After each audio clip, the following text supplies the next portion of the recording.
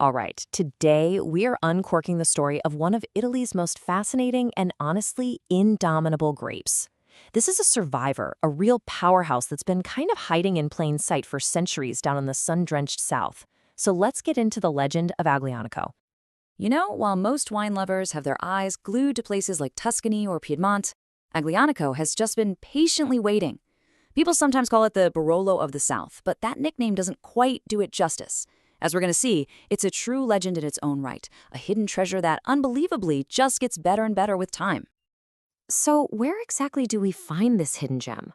Well, I want you to forget the rolling hills of Tuscany for just a minute. We're heading further south, way down to the rugged, volcanic landscapes of Campania and Basilicata. This is Aglianico's ancient homeland. And this, right here, really gets to the heart of the story. For decades, the entire wine world's attention was just firmly pointed north. But all that time, this absolute hero of a grape was quietly thriving in the south, making these wines with incredible depth, just waiting for its moment in the spotlight. Okay, let's dig into the grape itself, because you have to understand, Aglianico is not for the faint of heart. It's ancient, it's kind of untamable, and its story of survival, well, it stretches back for millennia. I mean, this grape's journey is just remarkable. It was brought to Italy by the Greeks over 2,000 years ago. The Romans were writing about it, and then it just kind of fell into obscurity for centuries. But now, it's in the middle of this incredible renaissance. It is a true survivor. So what's its secret? How did it survive all this time? It all comes down to its incredible structure.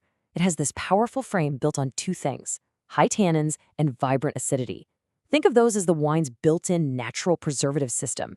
It's the very thing that allows it to age so gracefully for decades. And the aromas? They really take you on a journey.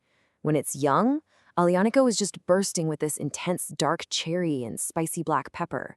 But then, you let it sit in the bottle for a while and something magical happens. Those fruity notes start to give way to these complex, earthy characteristics like graphite or wet earth. And eventually, they evolve into these gorgeous, savory notes of leather and tobacco. It's the wine that literally tells a story in the glass. And on the palate, it's all about this incredible interplay between raw power and pure elegance. You get this full-body texture, for sure, but it's that tension between the robust, grippy tannins and that bright, vibrant acidity that is just so captivating. This structure gives the wine a powerful backbone and a freshness that makes it an absolutely fantastic partner for food, with a finish that just goes on and on. So we've been talking about this big, bold, age-worthy red, right? You would be completely forgiven for thinking that's all Aglianico can do. But this is where the story gets a really fascinating twist. Believe it or not, this exact same powerful grape is used to make these delicate, refreshing rosés and even elegant traditional method sparkling wines. It's just a testament to its incredible versatility and, of course, the skill of modern winemakers who are really exploring every single facet of what it can do. To truly understand Aglianico, we have to go back to its homeland. We're heading to southern Italy to see how this grape is literally forged in two very distinct, iconic regions. And here we have a real tale of two terroirs. On one hand, you've got Terrazzi from Campania. Its clay and limestone soils produce a really imposing, deeply structured wine. Then, on the other hand, you have Aglianico del Vulture from Basilicata, which is grown on the slopes of an extinct volcano. And that volcanic soil, it imparts this distinct minerality, creating a wine that's more elegant and fresh. It is the perfect example of how soil can shape a single grape into two completely different personalities.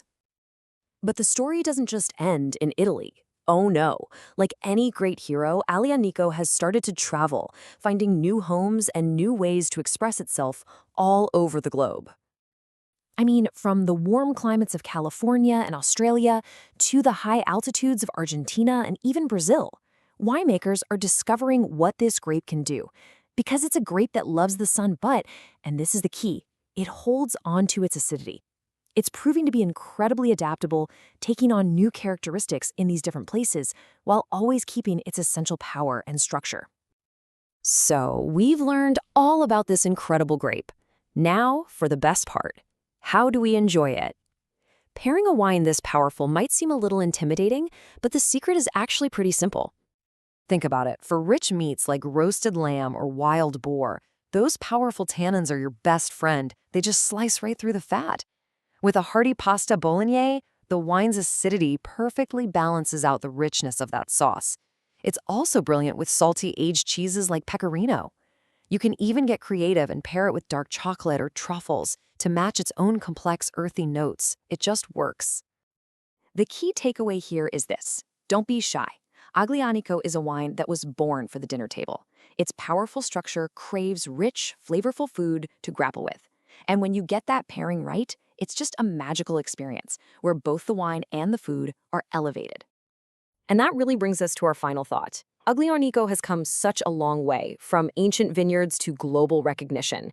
It survived, it's adapted, and now it is absolutely thriving. So the real question is, after all this time in the shadows, is it finally ready to take its rightful place as the undisputed king of the South? Thanks for joining me on this deep dive.